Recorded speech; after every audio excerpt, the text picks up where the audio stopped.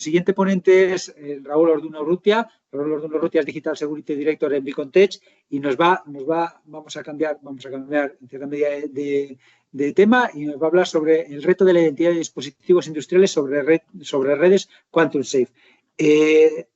Raúl, si activas la cámara, por favor, y yo ya te incluyo, ya te tenemos ahí. Hola, Raúl, bienvenido. Muchísimas gracias por estar aquí con nosotros. Pues yo te voy a dar paso ya cuando quieras puedes compartir y Perfecto. así aprovechamos hasta el último minuto de la media horita. Perfecto. A ver, ¿se ve mi pantalla?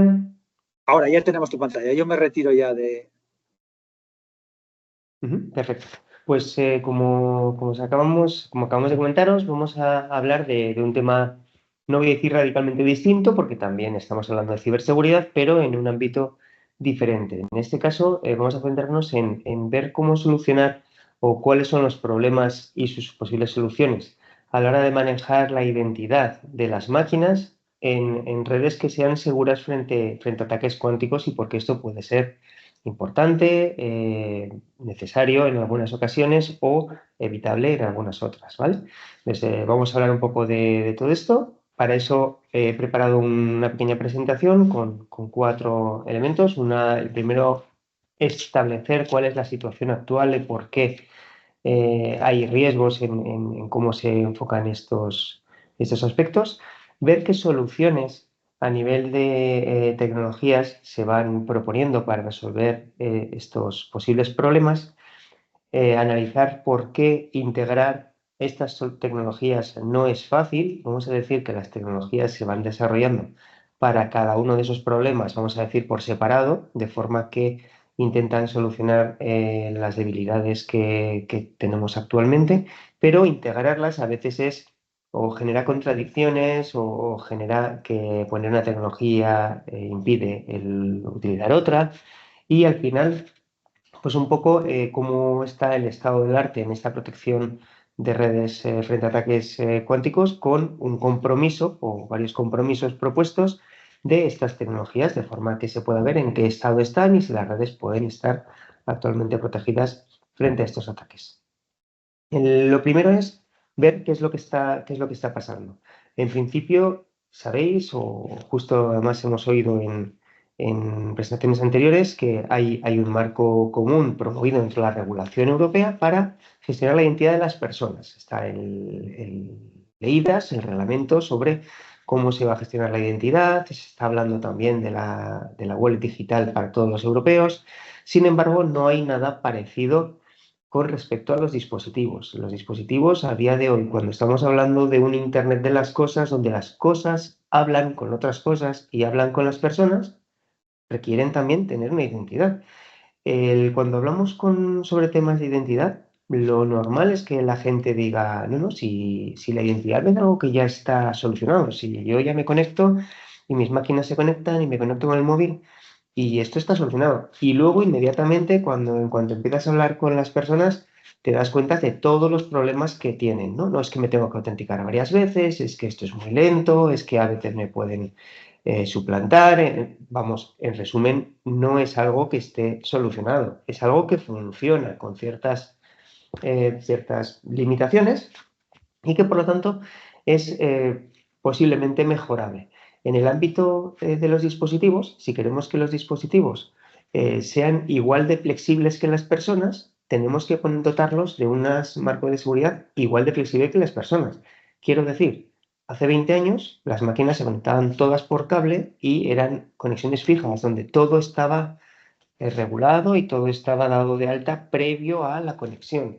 A día de hoy tenemos un montón de dispositivos flexibles, un montón de conexiones wireless, conexiones o despliegues en campo con muchos modelos de dispositivos que entran y que entran 100 máquinas nuevas, 50 dispositivos nuevos, que tienes que asegurarte que son las máquinas que tienen que ser, que no te están colando ninguna máquina contagiada con un bot, ningún atacante que esté utilizando unas credenciales de dispositivo para estar conectado. Entonces, bueno, vamos a decir que en ese caldo de cultivo lo que se está aconsejando actualmente es que los dispositivos se conecten entre sí con tecnologías de túneles de cifrado TLS que esos túneles, además, utilicen certificados digitales, igual que los certificados digitales que tenemos en el DNI, los que proporciona ISEMPE o la Fabricación de Aduana y Timbre, pues que funcione con unos certificados similares y con autenticación de las dos partes, tanto el servidor se autentique como el cliente, el dispositivo también se autentique, diga que es quien dice ser y que esté firmado por una entidad de confianza, que por lo tanto confíes en ella misma. ¿Qué ocurre? Que si nos llevamos al ámbito de los dispositivos, lo que ocurre en el ámbito de las personas, somos dolorosamente conscientes de lo que pasa. Cuando tú tienes tu DNI digital y tu DNI digital caduca en un año, pues tienes que o gestionarte la actualización o irte personalmente a donde está, pues a una comisaría de policía, donde puedas volver a actualizar estos certificados. Si tenemos en un dispositivo, en un despliegue en el campo o en una fábrica y cada año tenemos que actualizarlos, pues imaginémonos a un operario que tiene que ir con un USB, una conexión serie, lo que fuera, actualizando cada uno de ellos. Tienes que generarlos en un sitio confiable, tienes que pagar por ellos.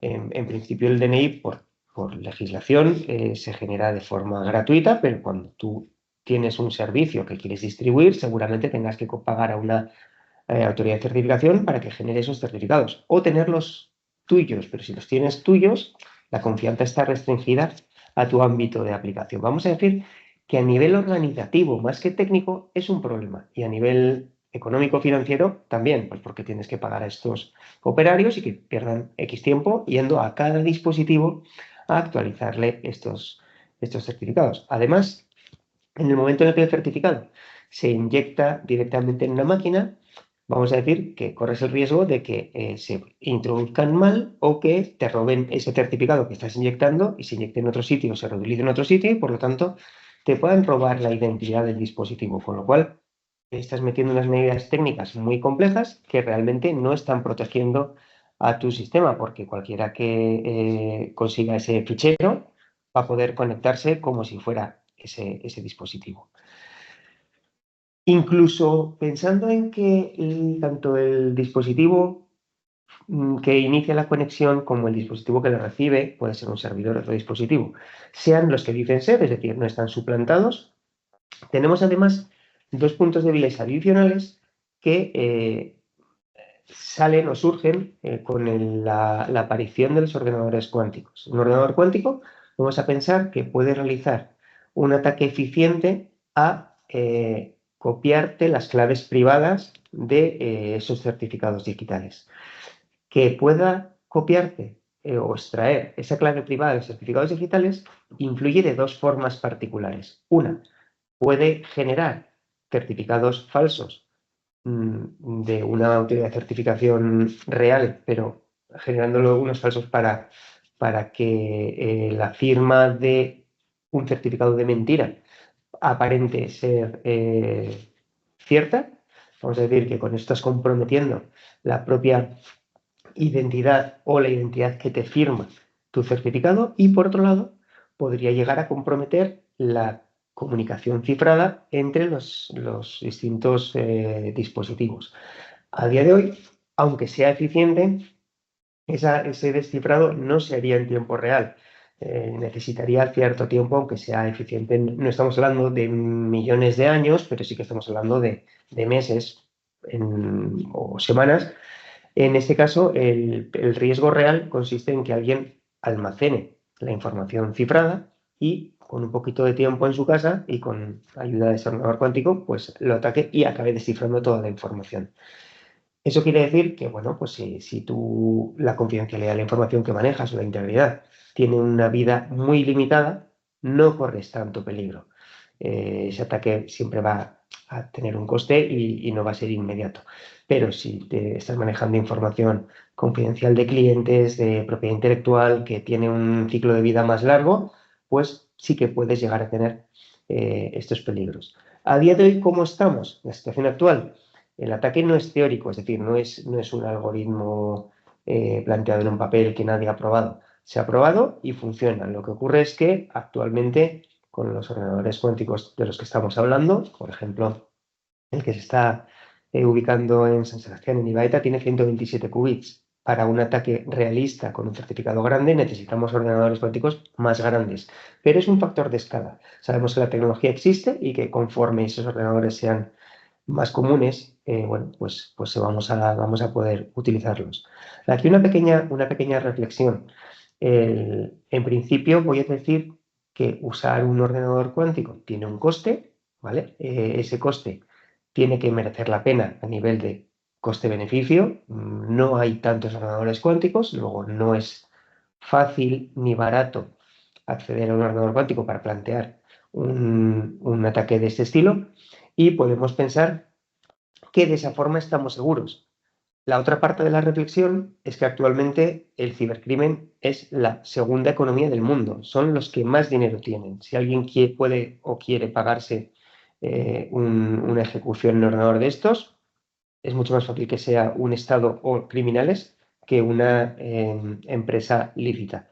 Con lo cual, vamos a decir que aunque haya pocos y sean caros, eso no te libra de nada porque si lo que están buscando desproteger vale más que el coste del ordenador cuántico, lo van a poder pagar y lo van a poder pagar fácilmente. O sea, es un tema no tanto de la parte técnica de ciberseguridad, sino de la parte económica.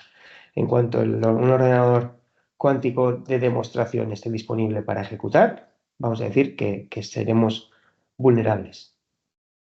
Por otro lado, independientemente de que existe una tecnología para protegernos, sabemos también que el poder de computación de muchos dispositivos es limitado. Estamos hablando de PLCs a nivel industrial, de EQs a nivel automoción. Entonces no le podemos pedir que ejecuten algoritmos muy complejos que requieran un coste computacional muy alto, porque por un lado pueden no tener capacidades algorítmicas o capacidades de memoria o de proceso, pero luego también porque siendo un ámbito más limitado, seguramente existan limitaciones de tiempo real, tienes que responder en un determinado tiempo y si les pones una carga muy alta en computación, lo que te va a pasar es que te vas a saltar esa restricción y no va a funcionar. Además, otra desventaja importante es que, a diferencia de una identidad en las personas, tú de una persona no le puedes extraer su clave a la fuerza, a no ser que la tortures, vamos a decir. Tú tienes tu clave mental y está en tu cerebro, nadie puede extraer la clave de tu cerebro si no la dices. Sin embargo, en los dispositivos electrónicos, esa clave, el dispositivo tiene que poder acceder a ella. Como el dispositivo tiene que poder acceder a ella, se puede utilizar ingeniería inversa para analizar el firmware del dispositivo o la memoria del dispositivo y extraerla. En el momento en el que extraes esa clave, esa identidad podría ser copiada o suplantada en otros sitios. Vamos a decir que son problemas que en función de la importancia, el valor de la información que estás protegiendo en esos dispositivos, pues los puede comprometer bastante fácil. ¿Qué se está proponiendo para poder evitar este tipo de los problemas descritos en la situación actual? Bueno, pues por un lado decimos, bueno, vamos a incluir un certificado digital de serie, de fábrica, en cada uno de los dispositivos. Vamos a decir, cuando estamos fabricando cada uno de los dispositivos, le estampamos, no, no literalmente, pero vamos a pensar conceptualmente, un certificado digital que se incluye en el dispositivo y que forma parte de su identidad. Vendría a ser no como una IP, que es fácilmente copiable y que se configura, más como una dirección MAC, pero incluso con mucho más seguridad, porque te diría quién lo está estampando, cuándo lo está estampando, durante cuánto tiempo es válido. En ese sentido, es una propuesta válida. Fijaos que algunos de los elementos que hemos dicho los puede llegar a solventar, pero hay otros que no. Por ejemplo, una estampación de estas no hace que al año o a los 2 años no te evites el tener que ir a actualizar los certificados y demás. Vale. Además, alguien los podría robar. Para evitar que los roben, pues existe lo que se llaman los TPMs, el Trusted Platform Module, que muchos móviles, muchos ordenadores ya incluyen. Son dispositivos, son chips, como el que tenemos aquí en la imagen resaltado de rojo. Son los chips concretos en la placa que ejecutan su propio código y tienen su propia memoria. De forma que si tú atacas a los datos del ordenador, o del móvil, en principio no te los llevas. Eso está protegido dentro de ese chip. ¿Qué ocurre? Que los sistemas embebidos generalmente no incluyen a día de hoy estos chips. Son más caros y, bueno, pues necesitas un diseño que lo incluya. Pues posiblemente en el futuro esto vaya mejorando y si es así, pues el certificado digital lo podrías incluir en este TPM para protegerlo. Por otro lado, vamos a decir que de cara a un ordenador cuántico hay dos formas de protegerse. Una serían usar un cifrado postcuántico, que no es cuántico, es tradicional, pero que está diseñado específicamente para soportar un ataque cuántico, pero también conocemos que hay determinados algoritmos actuales que son duros, son resistentes frente a ataques cuánticos. Eso es lo que se denomina en el ámbito de la criptografía resistentes a ataques cuánticos, quantum resistant, un cifrado simétrico donde se comparte una clave y está probado frente a muchos ataques. En general se considera quantum resistant y puede ser suficiente. Cuando tú haces un túnel TLS, defines una clave de sesión y esa sesión compartida es una clave simétrica, podemos decir que puedes aguantar bastante bien. Amplías un poquito el tamaño de la clave y podría ser suficiente. Pero todo esto no funciona solo. Esa clave compartida tiene que llegar a los dos extremos y que llegue esa clave compartida es difícil. ¿Cómo se puede conseguir que esa clave compartida quantum resistant llegue a los dispositivos?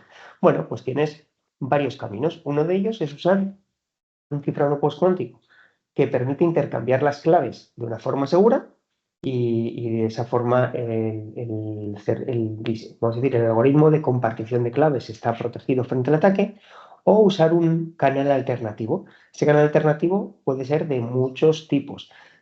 Puede ser un canal telefónico, ¿vale? Puede ser un canal en redes sociales, pero todos ellos pueden tener problemas. El más seguro actualmente usa un intercambio cuántico de claves, que son dos máquinas como las que se ven en esta imagen. Son dos máquinas concretas que generan una clave en una de las máquinas basada en qubits y la transmiten. En la mayor parte de los casos actualmente son por fibra óptica. El qubit está implementado en un fotón y llega al otro lado y ahí vamos a decir, se obtiene, se lee, no es tan directo, pero vamos a pensar que se lee esa clave generada por un canal unido por fibra en un canal exclusivo que no pasa por internet, pasa solo por ese canal, y una vez que tenemos la clave compartida podríamos llegar a utilizar una clave simétrica más tradicional que ya es quantum resistant. Y la otra opción es que aquí estamos hablando simplemente de el cifrado de las comunicaciones, pero no hemos dicho tampoco cómo mejora el punto de vista de los dispositivos que tienen que comunicarse. Sabemos que tienen que tener, o que se recomienda, estos cifrados digitales, estos certificados digitales con túneles. Sin embargo, para favorecer que la actualización se haga cuando se tiene que hacer y que no tengan que intervenir personas continuamente para pedir las nuevas claves e implantarlas, lo que habría que hacer es dotar de capacidad, aunque sea limitada, a estos dispositivos para que sean autosoberanos, es decir, tengan capacidad de autogestionar sus claves, sepan cuándo van a caducar y puedan pedir autónomamente a la autoridad de certificación que les genere una nueva clave y se la puedan, vamos a decir, instalar en principio de forma paralela al previo antes de que caduque y luego haga el cambio de una forma automática. Para eso, los modelos de SSI que sí que han sido diseñados para favorecer la implantación, por ejemplo, de esta wallet digital europea para las personas, el mismo modelo serviría para que los dispositivos puedan solicitar y actualizar estos certificados digitales. Aquí el user, el holder que tiene el certificado sería el que tiene la motivación, intención de poder solicitar estos a una autoridad de certificación y luego los proveería aquel que tiene que validarles esos canales. ¿Qué retos tienen integrar estas tecnologías? Bueno, vamos a ver. Primero, hay que ser conscientes de cuál es la realidad. Muchas comunicaciones industriales no utilizan canales cifrados, bien por limitaciones de tiempo real, bien porque se asume que son comunicaciones fijas entre dispositivos conocidos y que es muy difícil que alguien desde Internet llegue a ellos. Bueno, pues se ha visto en la realidad que se pueden comprometer. Hay muchos casos de ataques en ese sentido, con lo cual vamos a decir que aunque es verdad esto es así, no es una fortaleza, es una debilidad. Lo que ocurre es que estamos intentando plantear ir de 0 a 100 en 3 segundos. No se utiliza ni siquiera un canal cifrado, ya queremos un canal cifrado postcuántico. Bueno, pues hay que recorrer una serie de pasos para llegar aquí. Los sistemas de TPM basados en hardware son caros, no están instalados en los embebidos. No hay tampoco funciones no clonables físicamente que tengan una especie de biometría del dispositivo. Para eso hace falta unos chips concretos que habría que añadir adicionalmente, con lo cual incrementas todavía el coste. Los sistemas basados en software son muy costosos, requieren eh, mucho proceso, muchos recursos y un sistema embebido no los tiene. Cuando hablamos de, bueno, ya vamos a aplicar estos sistemas basados en certificados.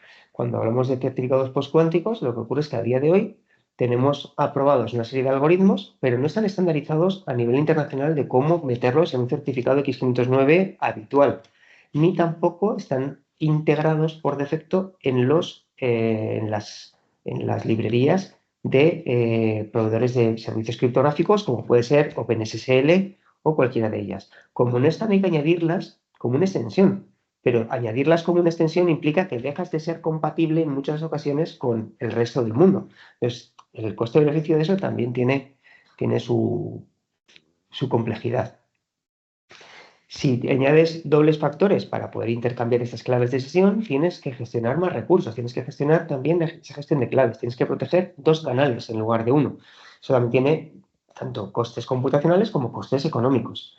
Si queremos meter un QKD porque lo hacemos de una forma mucho más segura, pues estamos sujetos a limitaciones físicas a nivel de cuántos kilómetros podemos tener esa fibra óptica mandando unos qubits y recibiéndolos con una precisión controlada o deseada.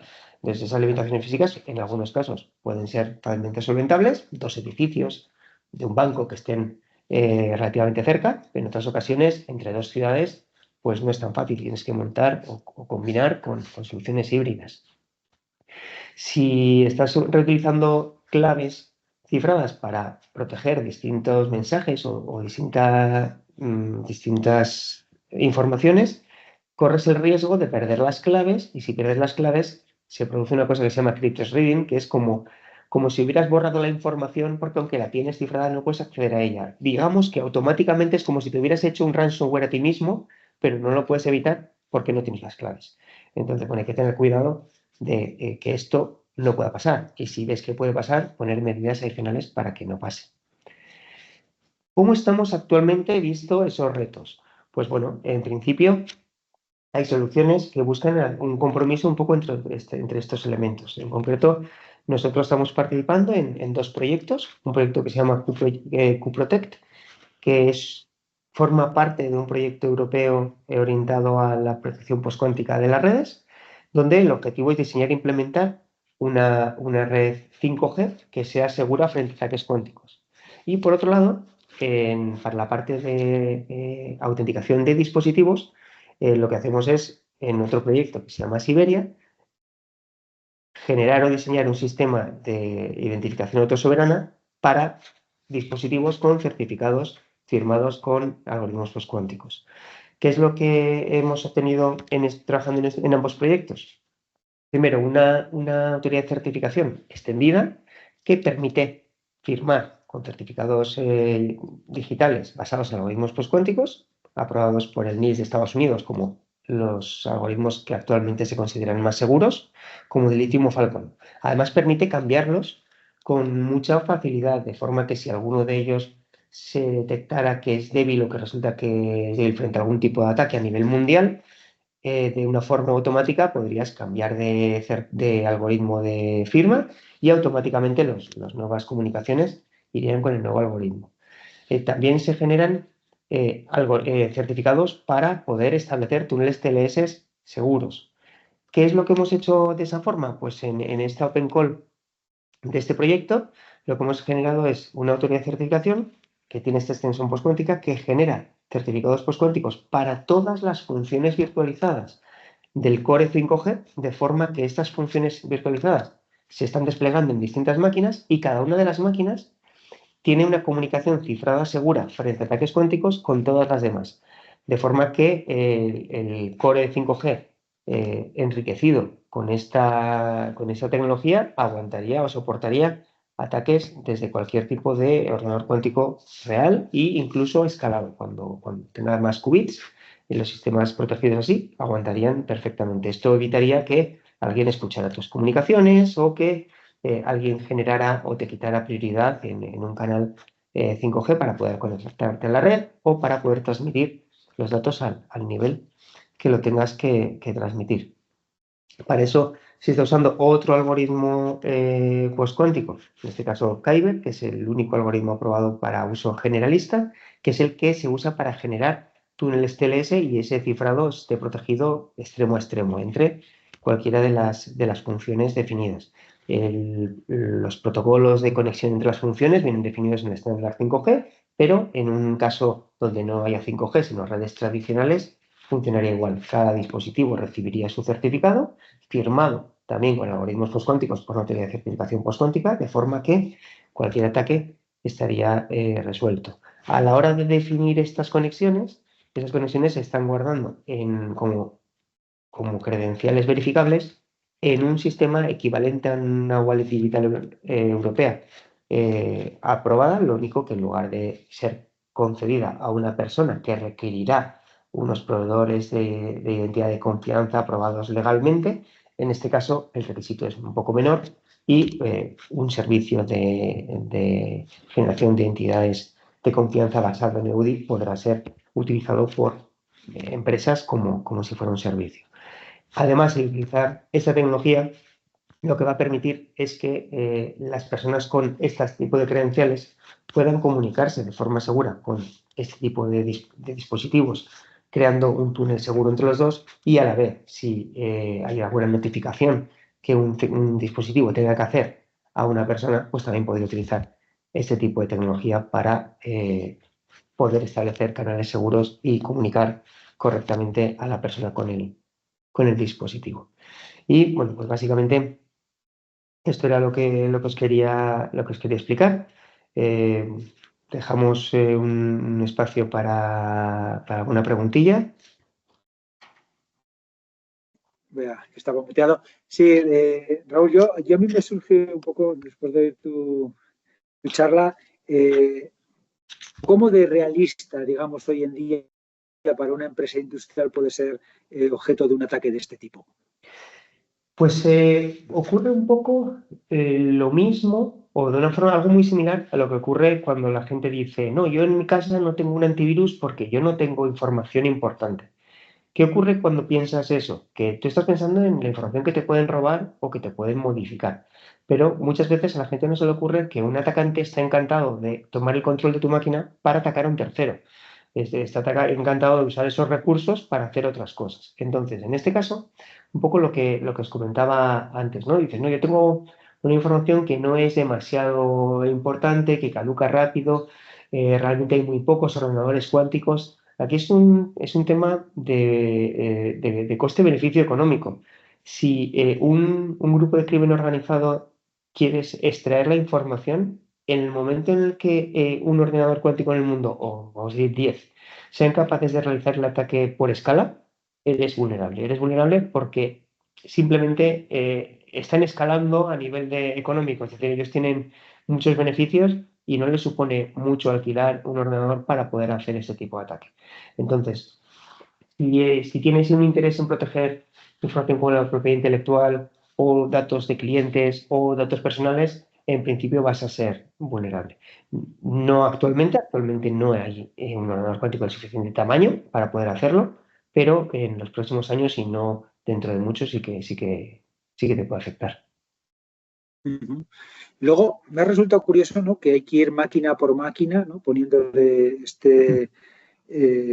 sé, este token de seguridad. No hay otra forma que no nos obliga a ir máquina por máquina y segurizar, no sé, las comunicaciones o no sé. Claro, claro, no, hay muchos mecanismos, pero el problema de la identidad está vamos a llamarlo, la cadena de la custodia de la identidad, ¿no? Es como cuando, no sé si os recordáis, cuando tú como persona quieres sacarte un certificado por primera vez en ISEMPE, en la Fábrica Nacional del Timbre, en el DNI digital, tienes que ir en persona una vez para que te vean y te lo den.